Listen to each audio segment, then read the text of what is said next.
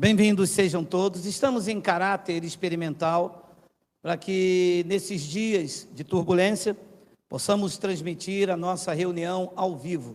Desculpe aí algumas coisas que saem aí fora do seu contexto normal, mas o nosso objetivo é trazer conforto a você que não pode se locomover, que depende do transporte público e evitando assim a aglomeração de vidas. Bem-vindos sejam todos os nossos irmãos aí no YouTube.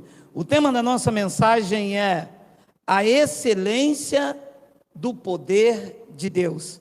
Nosso texto inicial está na segunda epístola de Paulo aos Coríntios, no capítulo de número 7, versículo de número 8 e 9. Vamos ler. Porquanto ainda, é isso mesmo, Miguel? Não, eu acho que é o versículo 4, Miguel. Capítulo 2 de Coríntios, capítulo de número 4. Nós colocamos aí, Miguel? Versículo de número 7. 2 Coríntios, capítulo 4, versículo de número 7. Olha aí. Temos, porém, este tesouro em vasos de barro, para que a excelência do poder seja de Deus e não de nós. 8. Em tudo somos atribulados, porém não angustiados, perplexos, porém não desanimados. 9. Perseguidos, porém não desamparados, abatidos, porém não destruídos. Vamos fazer uma breve confissão. Senhor e Cristo, eu te louvo, te exalto e te engrandeço o nome, porque tu concede a nós, meros mortais, a fazer uso de uma porção da tua santa palavra. Esta palavra que é viva, ela é eficaz e ela é mais penetrante do que qualquer espada afiada de 2 gumes. Nesta manhã, eu te peço que tu me uses com autoridade, com a unção do teu Espírito, porque eu vou usar a tua palavra. E a igreja sem paredes, que nos assiste neste domingo, 22 de março, digam amém. Eu achei interessante este texto, porque Paulo diz que nós somos, coloca para mim por favor, Miguel, no versículo de número 7, que Paulo diz que nós somos vasos de barro. Ele usa esta terminologia, diz que nós somos vasos de barro, mas aqui dentro há um tesouro, é o Espírito Santo. Diz que este tesouro está em vasos de barro, para que a excelência do poder seja de Deus. Então, este tesouro em mim manifesta uma excelência de poder. Não é um poder qualquer, é uma excelência de poder.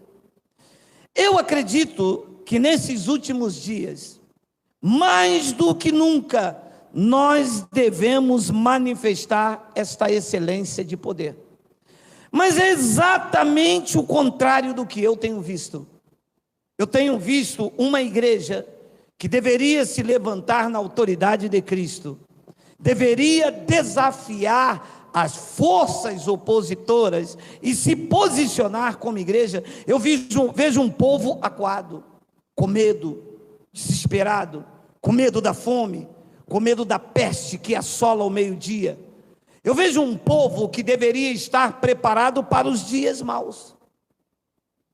Nós temos o Deus de toda a terra vivendo dentro de nós. Nós não podemos ser conduzidos com os noticiários do mundo, embora não ignoramos o mal que está aí, mas ele não pode nos abalar. Nós não podemos viver de psicotrópicos e tomar qualquer remédio sem orientação médica. Podemos correr de um lado para o outro. Eu vou armazenar a minha casa de papel higiênico até o teto, até porque o vírus não é de diarreia. Gente, há uma excelência do poder dentro de cada um de nós, embora sejamos vasos de barro, embora possamos quebrar a qualquer momento, embora possamos rachar, está sujeitos às intempéries, à circunstância do tempo. É assim que um vaso de barro fica. Mas aqui dentro há uma excelência do poder. E que este poder não é meu, é de Deus.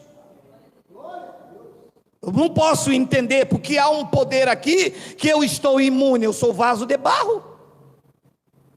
O que acontece é que eu não devo reagir como se eu fosse um vaso de barro apenas oco aqui por dentro.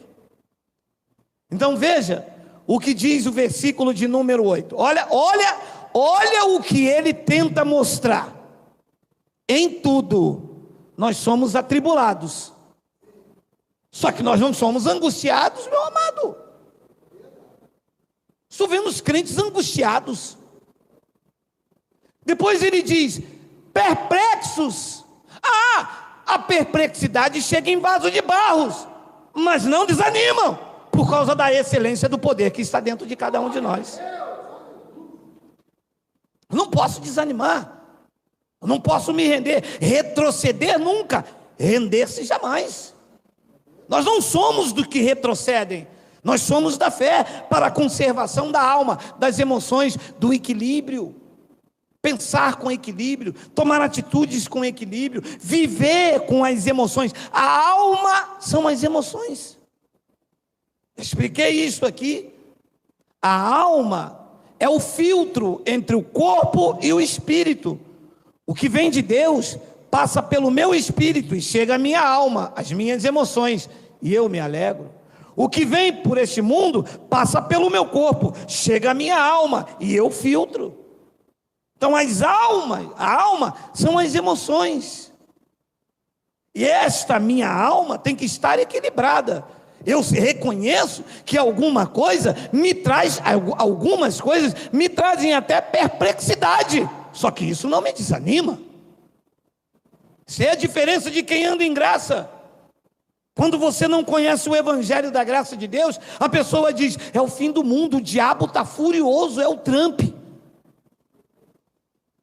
Quando você conhece alguém que vive a graça de Deus, sabe o que ela diz? Deus está no controle. Todas as coisas cooperam para o bem daqueles que amam a Deus. É assim quem vive isso aí. Embora os meus olhos não vejam, embora a minha carne não sinta, embora eu veja até perplexidade, mas a minha confissão está em linha com o evangelho, porque é isso que o evangelho diz, que todas as coisas cooperam para o bem. Depois ele diz então algo maravilhoso no versículo 19, diz que nós somos perseguidos, mas não estamos sozinhos, não estamos desamparados. Você entende isso? Você entende que o evangelho não tem uma palavra que te coloca para baixo, que diz que você não vai conseguir, para você ter cuidado. Não existe isso no evangelho. Por quê? Há uma excelência do poder nas nossas vidas. E depois ele diz, abatidos, porém não destruídos. O crente é invencível. E eu li um texto, quando eu li essas coisas, eu li um texto que me chamou muita atenção, embora foi falado por Isaías dentro de um contexto judaico. Olha o que disse Isaías 43, versículo 1 ao 6. Olha aí, olha só. Você note que a nossa mensagem, ela coloca o texto dentro do seu contexto cultural e histórico. Que não está falando para os da graça, está falando com Jacó. Você entende? Se eu pregar esta palavra aqui e colocar para você, ela tem até um sentido como os pregadores que pregam a palavra rema, a palavra aplicada, só que tira ela do seu contexto original. E nós vivemos a realidade do evangelho. O que Deus falou comigo, falou comigo. O que Deus falou com o judeu, falou com o judeu. Posso aproveitar alguma coisa como ensino, como orientação? Sim, mas ela não tem legalidade profética porque ela não foi dirigida para a sua vida. Então olha o que Deus falou por intermédio do profeta Isaías aos judeus: mas agora assim diz o Senhor, que te criou, ó Jacó, que te formou, ó Israel. É a igreja da graça ou é Jacó? Quem é Jacó aí no YouTube? Digo, ualá. Ninguém. Então o que é que vamos extrair daqui? A palavra profética para a minha vida? Ou vamos ver o que Deus falou com aquele povo e vamos ver o que Deus pode falar conosco também? Vamos então.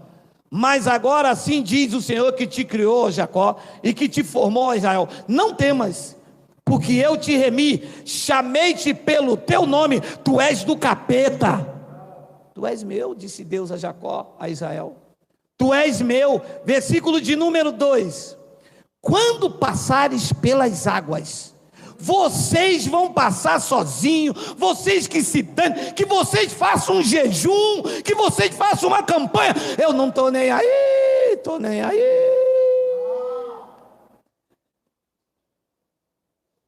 Deus disse a eles: quando vocês passarem pelas águas, eu serei contigo.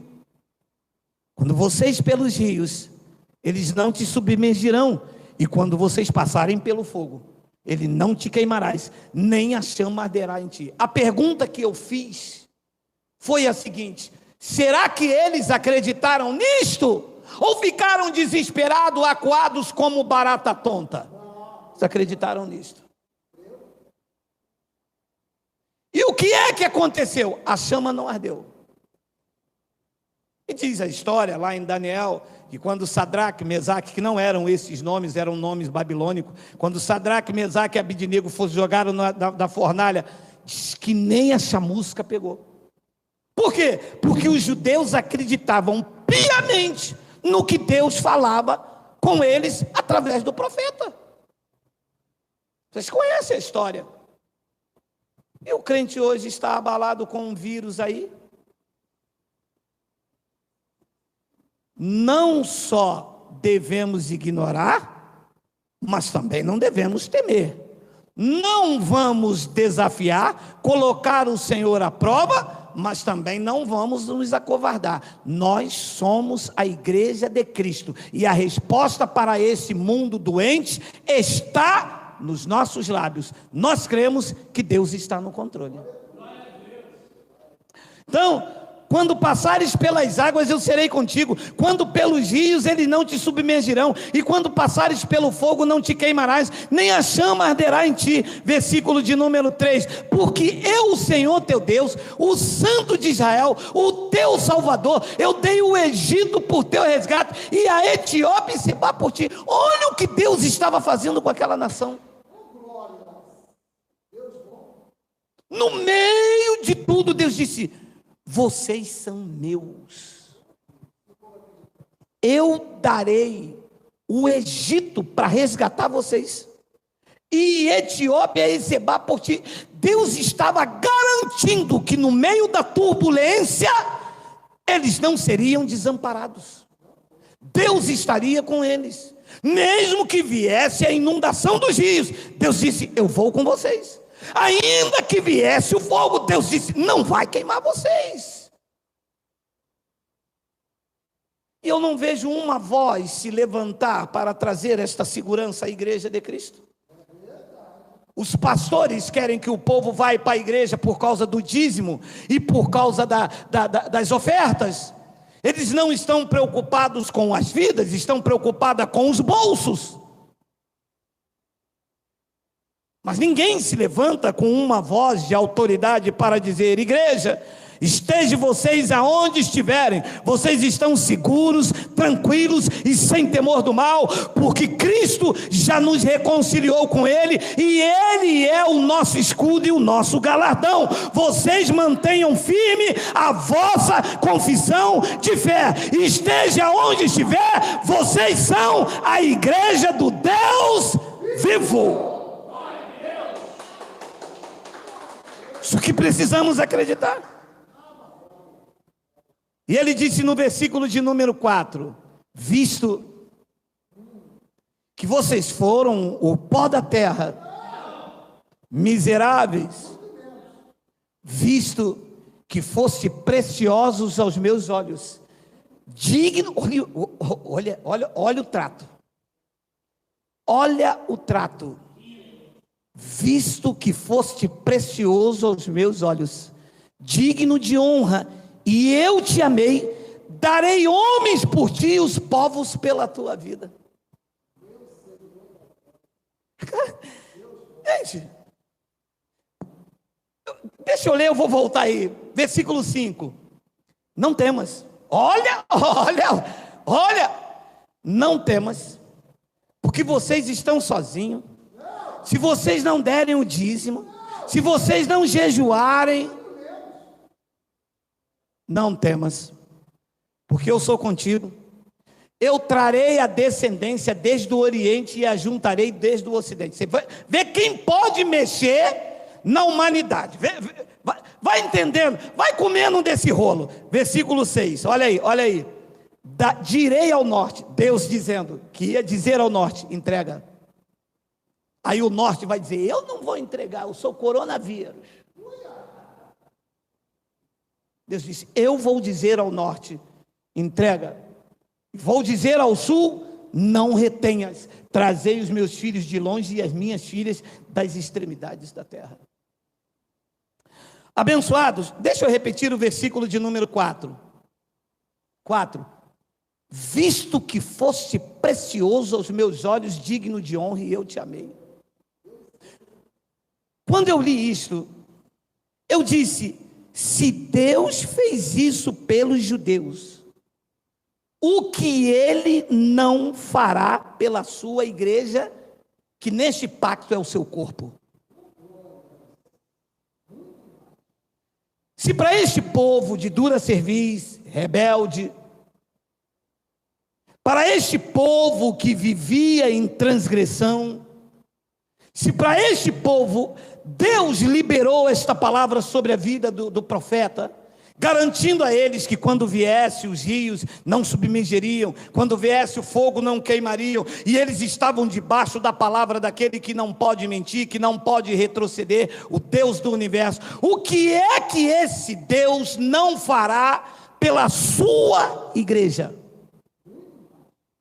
Aqui ele diz, vocês foram preciosos aos meus olhos, digno de honra, e eu te amei. E a igreja dele, que é o corpo de Cristo, que sangrou, alô, estamos ao vivo? Ouça aí, Deus sangrou pela igreja. Entende isto? Entende a profundidade disto? Ele sangrou pela igreja. Ele abriu mão de sua glória, do seu poder bélico. Ele não mandou recado por ninguém. Ele não veio com um general na sua frente, veio ele mesmo. Pagar o mais alto preço, se humilhando, se humilhou até a morte de cruz, sendo obediente. Ele foi lá, ele pagou o preço, ele amou a sua igreja. Olha o que diz em Romanos capítulo 9, versículo de número 22. Que diremos, pois? Se Deus querendo mostrar a sua ira, Deus querendo mostrar a sua ira. Deus tem ira? Aqui diz que tem. E ele tem uma ira, e esta ira é mostrada a quem? Aos filhos? Não.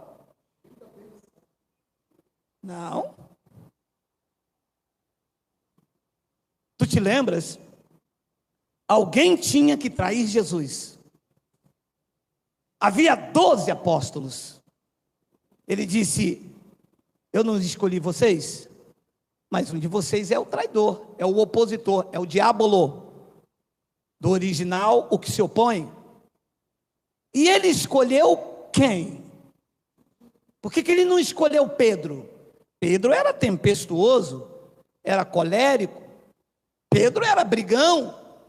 E um dia, Pedro quase comete uma assassina no colégio apostólico, quando cortou a orelha de um soldado chamado Malco. Só que Pedro era filho da salvação, Pedro era um eleito, Ele escolheu quem? Judas. A profecia era direcionada a Judas, o descendente da serpente, do mal. Então, alguém tinha que trair, e a ira ia ser aplacada. Então, Deus tem uma ira, mas não é sobre os eleitos. O que está acontecendo aí não é contra você. Você é um eleito de Deus. Sobre a tua vida tem a provisão e a proteção de Deus. Está na sua vida. Então, que diremos, pois, se Deus, querendo mostrar a sua ira e dar a conhecer o seu poder, suportou com muita longanimidade os vasos de ira que estavam preparados para a perdição? Preparados ou não? Ali diz que estavam preparados. Versículo de número 23. A fim de que também desse a conhecer as riquezas da sua glória em vasos de misericórdia, que para a glória preparou de antemão, versículo 24, os quais somos nós. Agora vem as palavras, a qual também chamou, não só dentre os judeus, mas também dentre os gentios. Então, os gentios também estão incluídos nesse amor. Ele disse aos judeus: digno de honra, eu amei vocês. Se vocês passarem pelas águas, elas não afogarão, pelos rios não submergirão. Quando vocês passarem pelo fogo, eles não queimarão, não arderá, chama não arderá em vocês. E os meus amigos aí que têm, vamos chamar de pastores, vamos honrar assim, eles passam por nós e vê estampado em nós a alegria. Mas vocês não estão preocupados com o fim do mundo? Fim de quê, abençoado? Não é o fim, é o começo. A sinagoga de vocês vão fechar. Vocês vão aprender que com Deus não se brinca.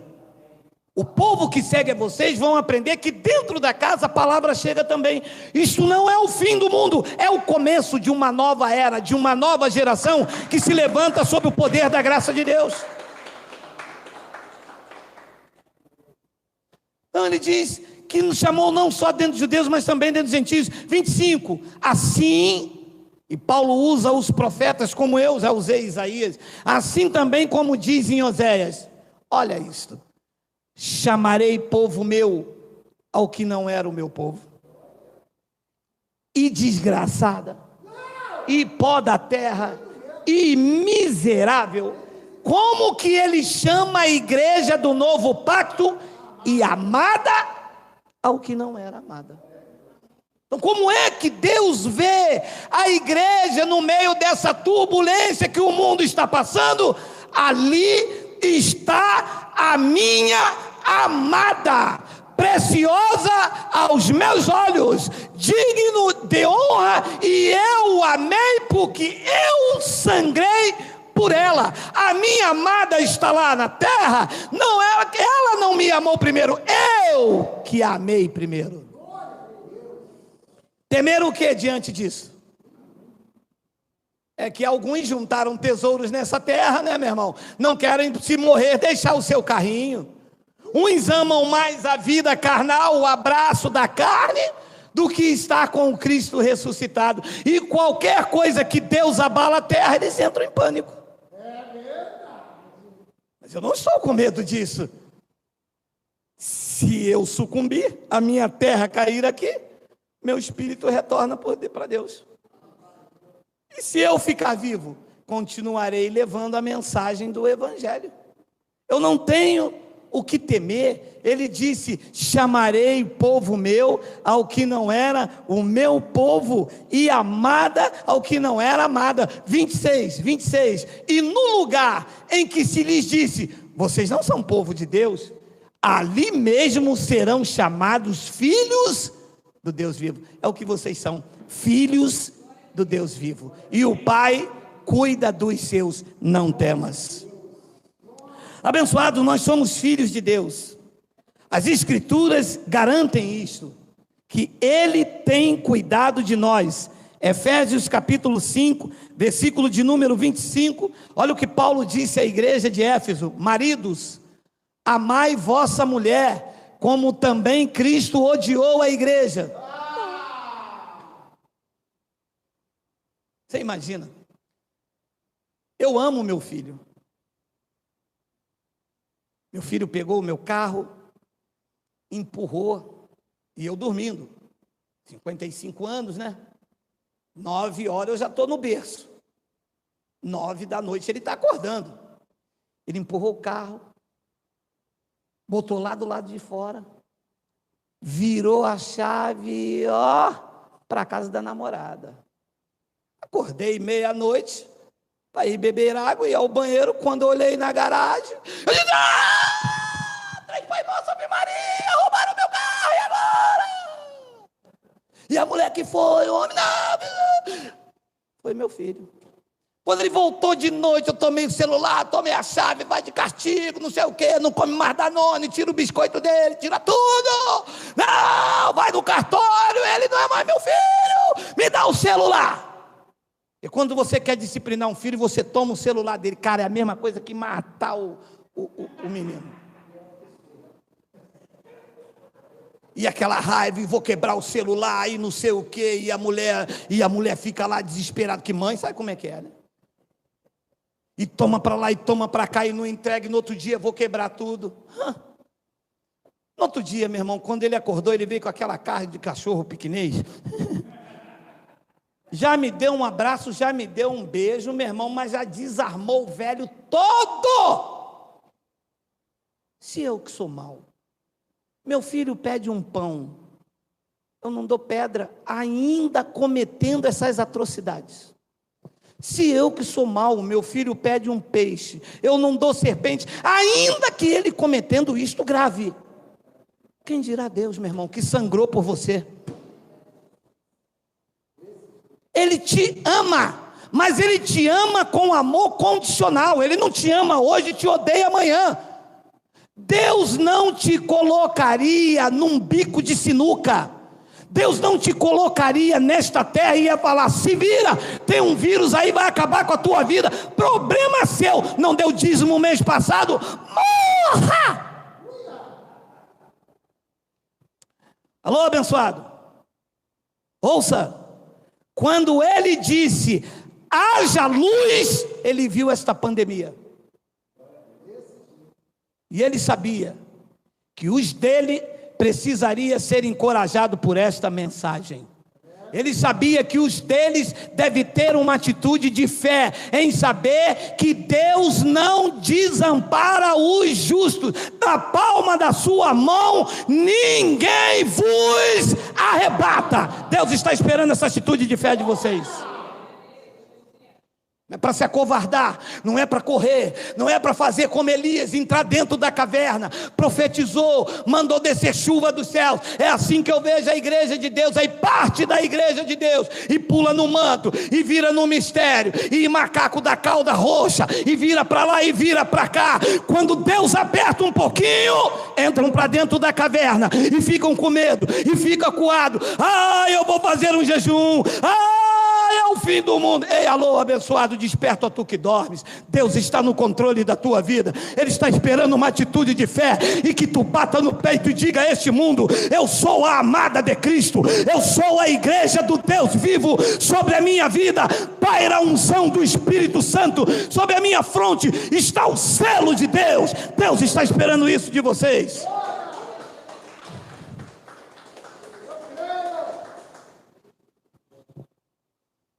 Maridos, amai vossa mulher como também Cristo amou a igreja e a si mesmo se entregou por ela, para que a santificasse, tendo-a purificado por meio da lavagem de água do rio Guandu.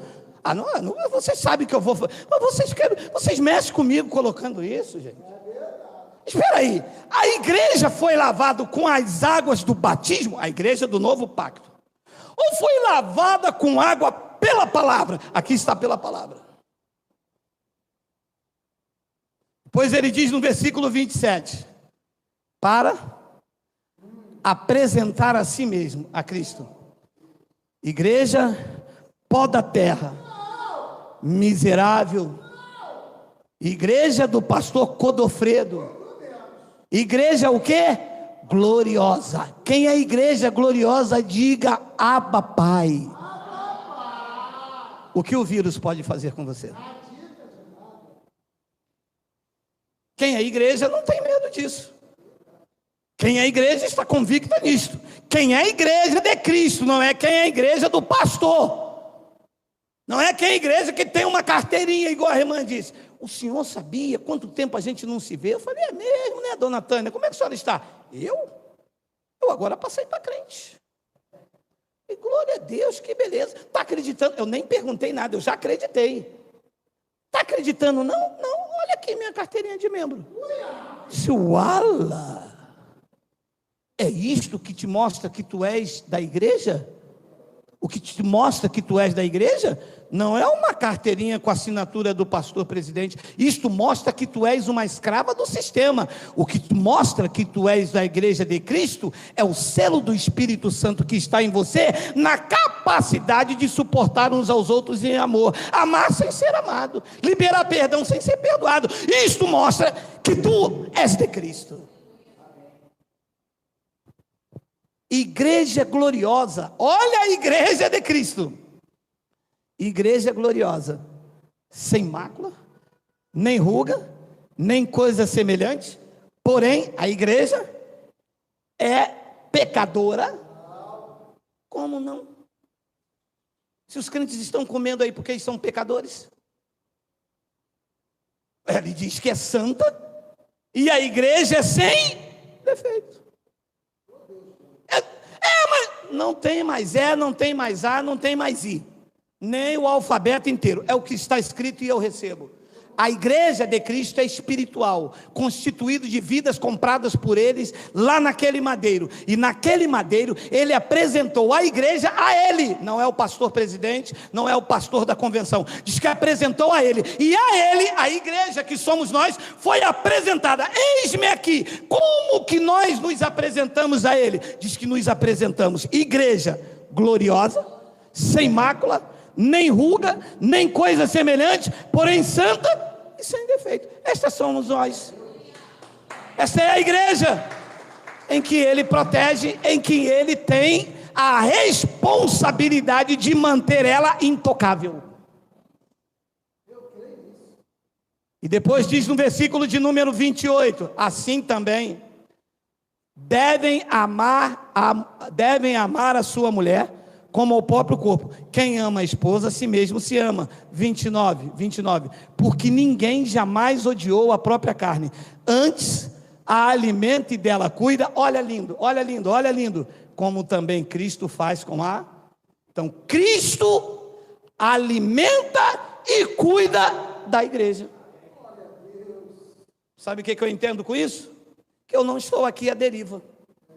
Que eu não estou aqui sendo governado pelo Ministério da Saúde. Respeito e obedeço às reivindicações, mas quem governa a minha vida é o meu marido, o Cristo ressuscitado. É Ele que me alimenta e é Ele que cuida de mim. Se Ele achar que eu vou embora amanhã, não precisa nem do vírus. Eu já acordo mortinho. Se Ele achar que não pode vir um tanque lá da China cheio de coronavírus 19, 20, 21, 30, 100, 1 milhão, que a mim não toca, porque é Ele que cuida, é Ele que alimenta a igreja. A igreja precisa ter essa consciência. Abençoados, Deus não perde o controle. Deus não tem plano B. Deus não é pego de surpresa. A igreja está achando que Deus dormiu. Quando ele acordou, o anjo falou: o senhor não sabe o que está acontecendo lá no Brasil. O quê? Fecharam as tuas igrejas. As minhas? Os pastores dizem que porta que abre ninguém fecha. Vamos da terra. E Deus veio à terra e de repente viu a igreja do pastor Samba lá para trás, fechada. Foi ali, viu a igreja do Samba lá para frente, fechada também. Deus disse: como isso aconteceu? O anjo então deve ter dito: um vírus maior do que eu fechou a minha igreja. Chama Gabriel, chama Miguel, vão à China. Isso pode passar na mente de quem é igreja? Deus está no controle, meu amado. Ele quis, ele deixou. Ele está ensinando a esta humanidade quem é que manda. Ele está mostrando que os reinos podem ser abalados. Ele está mostrando que dinheiro nesta terra não é tudo. Ele está mostrando que o mais alto cargo nesse país, em qualquer nação, não está acima da sua patente. Só Ele é Deus. É isso que ele está mostrando e o povo não está entendendo. Isaías capítulo 14, versículo de número 24, lá no antigo pacto, vamos de novo. Jurou o Senhor dos exércitos, dizendo: como pensei, assim se sucederá, e como determinei. Se o pastor orar, às vezes eu posso fazer ou não, depende da oração dele. Me desculpa, abençoado, é ao vivo, eu vou entregar tudo. Chegou uma mensagem para mim e disse: grande clamor, todo mundo às 6 horas da noite, às 18 horas, todo mundo vai orar pela nação. Eu perguntei: para quê? Para Deus tirar o vírus. Não era mais fácil ele não ter colocado? Não ter deixado o vírus vir? Mas o vírus veio. Se veio, porque ele deixou. E se ele deixou, meu irmão, ninguém pode fazer ele voltar atrás. Então quer dizer que o vírus depende de sair da minha oração. E a minha oração, então, tomara então que o vírus não venha nunca mais. Mas não depende da minha oração, depende dele. Jurou o Senhor dos exércitos, dizendo: como pensei, assim se sucederá, e como eu determinei, assim se efetuará. Depois você lê o restante, eu vou botar o versículo 27. Leia lá. 27. Porque o Senhor dos exércitos determinou. Quem, pois, invalidará? A sua mão está estendida. Quem fará voltar atrás? Quem? Não, tem. Tem um que passou a noite toda no monte, está em jejum, virado no Xangô. Ele vai fazer uma oração forte. Não adianta, você pode fazer oração forte, você pode fazer oração fraca. Diz que a mão dele está estendida. Não tem um. Se ele falar avança vírus, o vírus avança. Se ele falar naquele povo não toca, não toca. Não tem, meu amado, não existe poder paralelo, não existe forças invisíveis, não existe vírus contra Deus. Só Ele é Deus de eternidade a eternidade. Ele controla tudo e controla todos com o seu único poder soberano. Não existe igual. É preciso entender isto? Sim. Olha o que ele disse em Romanos capítulo 9, Miguel, versículo de número 13. Temos tempo, 11:05. Estamos quase terminando, olha aí. Nada, meu amigo, coronavírus, distância. Como está escrito: amei Jacó, porém me aborreci de Esaú. Não pode. Não pode o quê? Não pode o quê? O que é que não pode, meu amado? Ele disse que amou um e se aborreceu de outro. E alguém estava achando isso que não podia. Versículo 14. Que diremos, pois? Alguém lá em Roma disse: então a injustiça da parte de Deus? Paulo disse: de modo nenhum. Ele pode fazer o que ele quiser. Injustiça se eu fizer. Injustiça é se eu tenho 2 filhos, amar só um e deixar o outro. Aí eu estou sendo injusto. Mas Deus, Ele pode fazer o que Ele quiser. Depois ele diz no versículo 15: pois Ele diz a Moisés: terei misericórdia de quem me aprouver ter misericórdia, e compadecer-me-ei de quem me aprouver ter compaixão. 16, assim, pois não depende de quem quer ou de quem corre, mas de Deus usar a sua misericórdia. 17, porque a Escritura diz a Faraó: para isto mesmo te levantei. Pode parar.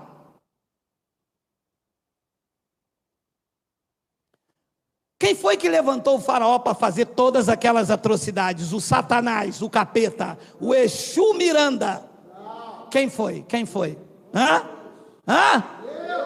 E os crentes estavam olhando e vendo o que lá no Egito? Olha Satanás, olha o diabo, está furioso, é o anticristo, é o fim do mundo. E na verdade era quem? Queria falar, Miguel, por favor, tem demônio? Está com coronavírus? Para isto mesmo te levantei, para mostrar em ti o meu poder, e para que o meu nome seja anunciado em toda a terra. E a história se repete. De repente, estava tudo desconectado. As famílias já não almoçavam mais, ninguém sentava para ver um filme, os shoppings abarrotados, pessoas comendo o que não deve, as praias superlotadas e Deus esquecido. A roubalheira cantando entre os políticos e Deus esquecido. Os pastores fazendo o que querem e o que não querem, obrigando as pessoas a estarem lá dentro dos seus açapões, e eles, como Deus, não eram esquecidos. Até que uma força sobrenatural sacudiu os alicerces da terra, e todos passaram a então a voltar para a Bíblia.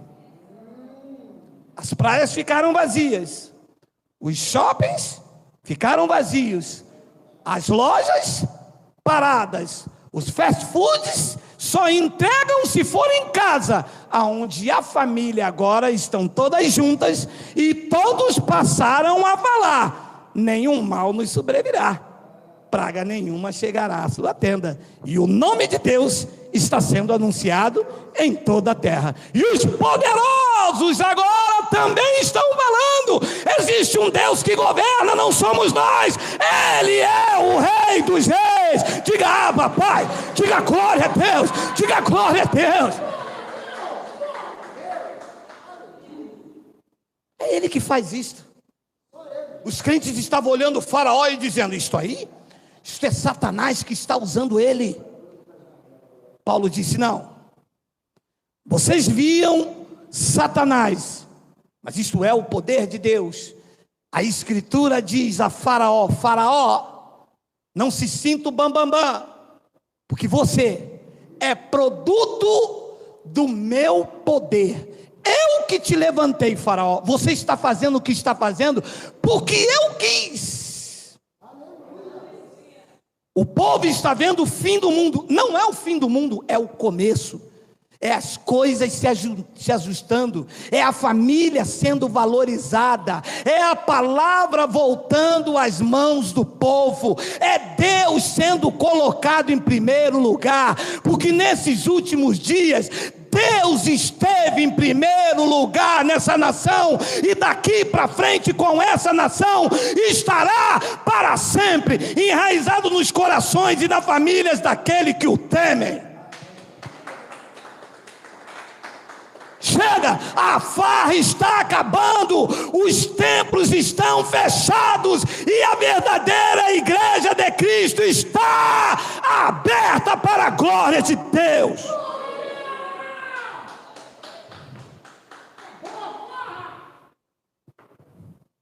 São poucas as vozes que se levantam para anunciar esta palavra, porque os homens de fé sucumbiram, venderam sua alma a Mamon. Quem deveria trazer uma palavra de encorajamento vendeu a sua alma a Mamon, ao dinheiro, ao vil metal. Trocaram aquilo que era precioso por causa dos seus salários.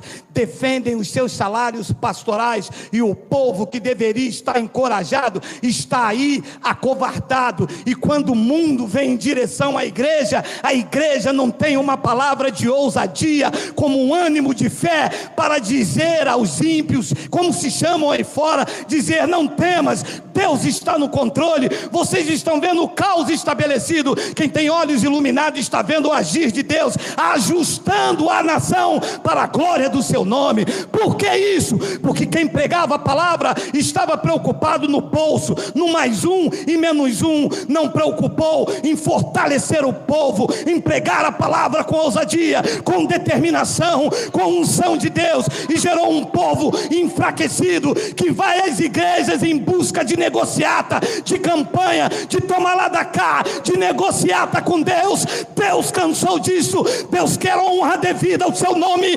Deus quer ser exaltado. Deus quer ser lembrado da hora que acordar, a hora que dormir. Eu digo glória a Deus. Eu digo Abba, Pai.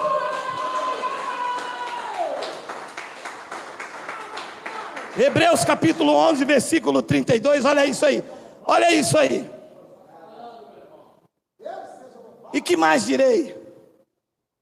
Certamente me faltará o tempo necessário para referir o que há a respeito de Gideão, de Baraque, de Sansão, de Jefté, de Davi, de Samuel e dos profetas, os quais, por meio da fé, subjugaram reinos, praticaram a justiça, obtiveram as promessas, e esses homens, por meio da fé, fecharam boca de leões. Aonde estão esses homens das nações? Sumiram, covardes, preocupados com o nosso dinheiro. O que eles têm hoje aí de mansões, a grandes catedrais, tiraram do nosso dinheiro, mas não nos impulsionaram à fé, colocaram culpa, medo e pânico. Mas graças a Deus, que a graça de Cristo rasgou o nosso coração, rasgou o véu, iluminou os olhos do nosso entendimento, para entender que em Cristo nós podemos todas as coisas. Já vencemos leões, já vencemos urso, como dizia Davi. Vamos vencer mais essa batalha, e no final dela, a bandeira de Cristo será hasteada, e esta nação entenderá que a sua graça nos basta.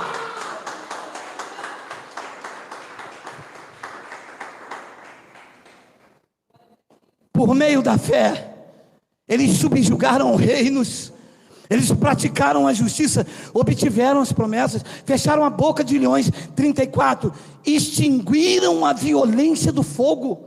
Diz que eles escaparam ao fio da espada, e da fraqueza eles tiraram força. Ui, onde estão esses crentes? Estão aí no YouTube, saíram dos alçapões, perderam o medo do castigo, da disciplina, e entenderam que são santuário do Deus vivo. Olha que lindo. Extinguiram a violência do fogo, escaparam ao fio da espada, e da fraqueza eles tiraram força. Fizeram-se poderosos em guerra, puseram em fugas exército de estrangeiro. Hoje é o contrário, eles estão fugindo com medo. Que lindo, não? Tudo isso por meio da fé. Eles acreditaram que Deus disse a eles: quando pelos rios, eles não vão te submergir. Quando vocês passarem pelo fogo, ele não te queimará, nem a chama arderá em vocês. Eles acreditaram, viveram por fé ainda no antigo pacto, e eles cometeram tudo isto, se fizeram poderosos em guerra. Diz que da fraqueza eles tiraram força de Deus. É assim que eu me sinto, como um valente. Eu fui moço, hoje tenho 55 anos, mas eu nunca vi um justo desamparado, nem a sua descendência mendigar o pão. Deus não falhou com aquele povo, Deus não vai falhar com a sua igreja, Deus não vai falhar com os que virão, porque Ele é Deus de eternidade a eternidade, e a sua palavra não pode voltar atrás. Ei, alô, para cima deles, sem a vista de fé, sem a vista de força, sem a vista de ousadia. Tu és a igreja de Cristo.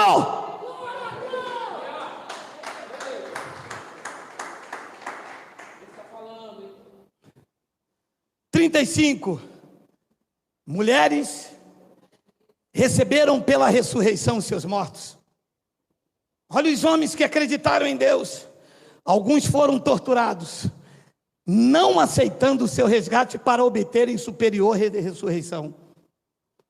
36. Outros, por sua vez, passaram pela prova de escárnios e açoites. Sim, até de algemas e prisões.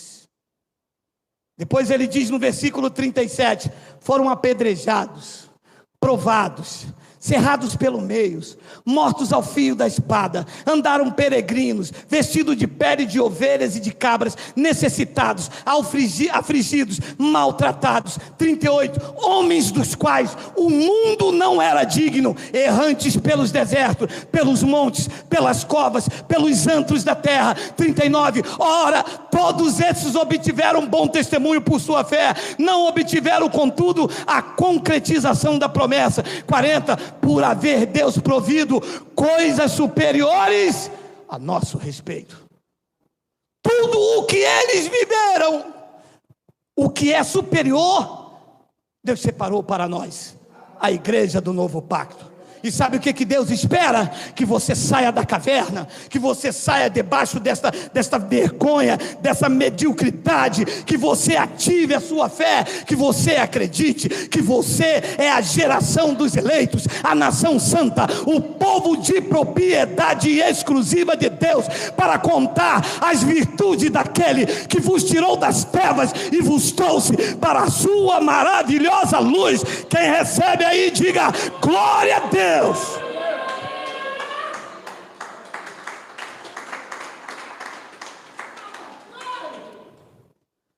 Eu vou dizer uma coisa a vocês, porque estou terminando. Eu respeito as autoridades, sigo a recomendação dos infectologistas, respeito o senhor ministro da Saúde, que fez um prognóstico dizendo que a situação viral vai piorar até abril. Mas eu sou um embaixador de Cristo, senhor ministro. E da minha boca não pode sair alarme para a igreja de Cristo.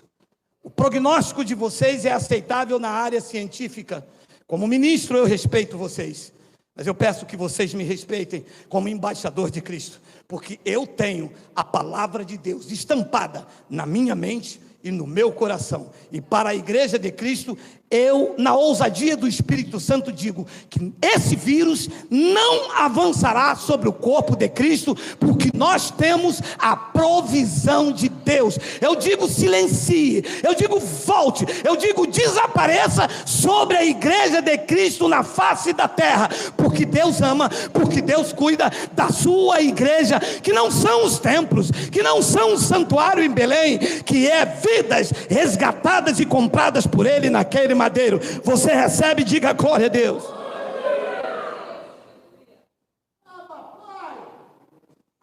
E eu termino com duas coisas interessantes. Paulo estava vivendo uma grande turbulência naqueles dias. Medo, luta, grande tribulação. E todos achavam que Paulo tinha uma resposta. Porque é assim que acontece. As pessoas acham que você tem a resposta para tudo aquilo que está acontecendo.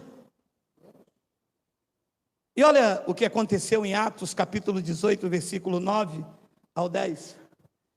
Teve Paulo durante a noite uma visão em que o Senhor lhe disse: não temas, pelo contrário, fale e não te cales. Estavam querendo silenciar a voz profética de Paulo.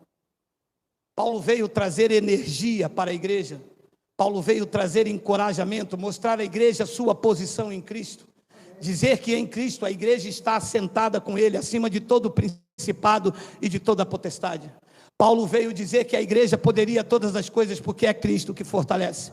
Paulo veio dizer que nem morte, nem vida, nem altura, nem os anjos, nem o principado, ninguém pode arrebatar ninguém, porque nós estamos inseparáveis do amor de Deus. E as vozes naquele dia tentavam silenciar Paulo. E é normal um homem como aquele temer. E desencorajado, lutas por fora, temores por dentro, perseguido, ele entendia que não era abatido. Então o Senhor veio à noite e diga: Paulo, não precisa ter medo. eu quero que tu fales e não te cales.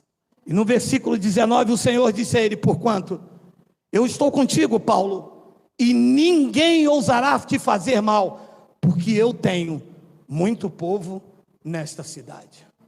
Deus estava dizendo: eu tenho um compromisso com pessoas que precisam ouvir da tua boca, Paulo, o que eu tenho para eles. Não há nada que pode impedir, porque quando eu ajo, ninguém impede. A minha mão está estendida, ninguém vai fazer voltar atrás. E eu coloquei as minhas palavras na tua boca. Não precisa você ter medo. Se levante com autoridade. Respeite as autoridades no teu tempo, Paulo, e abra a boca, porque eu vou colocar a minha palavra, que é mais afiada do que espada de dois gumes. E quando ela atingir um eleito, quando ela atingir alguém que eu escolhi, predestinei, salvei e resgatei com o meu poder, o véu vai cair, o pânico e o medo vai passar, e esta vida será encorajada para enfrentar os maiores desafios desta terra. Eu estou com você, Paulo. Fala e não te calas, porque eu tenho muita gente nesta cidade. A história se repete. Eu vou falar e eu não vou calar. Sobre a tua vida está a unção do Espírito Santo. Quem recebe aí, diga glória a Deus. Quem recebe, quem recebe, quem recebe, quem recebe, quem é a igreja do Deus vivo, quem recebe.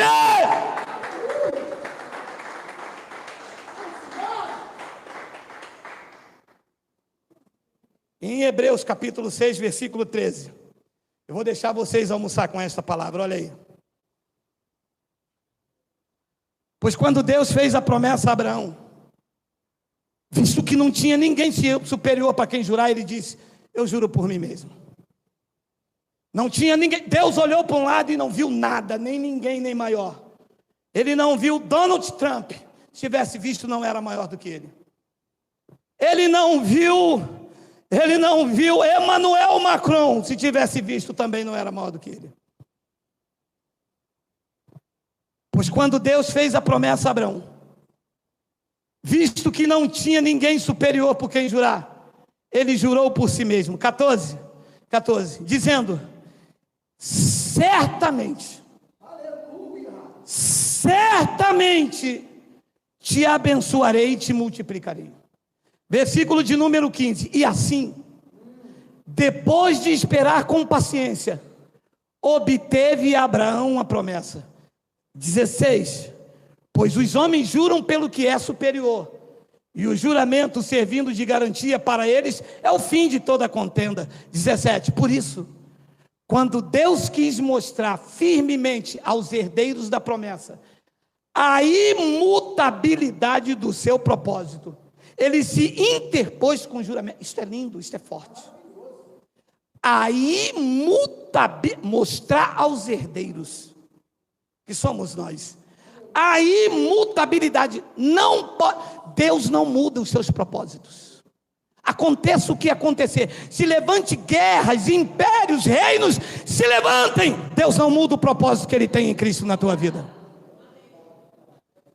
Que se abalam os reinos, que haja fome, que haja peste, aconteça o que quiser, Deus não muda o propósito que Ele tem com a sua vida. Ele se interpôs com juramento no versículo 18, dizendo: para que mediante duas coisas imutáveis, nas quais é impossível que Deus minta, desanimamos, nos acovardamos, forte alento tenhamos nós, que já corremos para o refúgio, a fim de lançar mão da esperança. Forte alento, coragem, ousadia, para acreditar que Deus não pode falhar. Mesmo nesses dias difíceis, de trevas, de escassez, de desemprego, de doenças, elas não prevalecerão contra a sua vida. E no versículo de número 19, ele diz: a qual temos por âncora da alma, segura e firme, que penetra além do véu, âncora da alma. As emoções firmes, equilibradas, sem vacilar, não temendo o terror noturno, nem a peste que assola ao meio-dia. Âncora da alma significa estar seguro em Cristo, bem ancorado, com as emoções equilibradas, não se deixando levar por essas vozes que se levantam. É o fim do mundo, é não sei quem, é o diabo, é o Trump, é o Geraldo. Olha, isso aí foi o Geraldo que mandou esse vírus. Pelo amor, essa que esse negócio ainda de Geraldo não me esqueceu não. Sai do meu pé, chulé. Esquece, deu, homem. A qual temos por âncora da alma, segura e firme, e que penetra até o véu. Eu deixo vocês com esta palavra: não temas. Deus está no controle da tua vida. Não foi você que escolheu a Ele, foi Ele que te escolheu. Não foi você que escolheu a Deus, foi Ele que te escolheu desde antes da fundação do mundo. E quando Ele te escolheu, Ele viu tudo isto, porque só Ele passeia no futuro. Volta ao passado, vive ao presente, vai no futuro, Ele volta no amanhã, vai lá. Ele passeia, Ele governa, Ele é Rei dos reis, Ele é o Senhor dos senhores. Melhor domingo a todos, graça e paz. Vamos ficar de pé.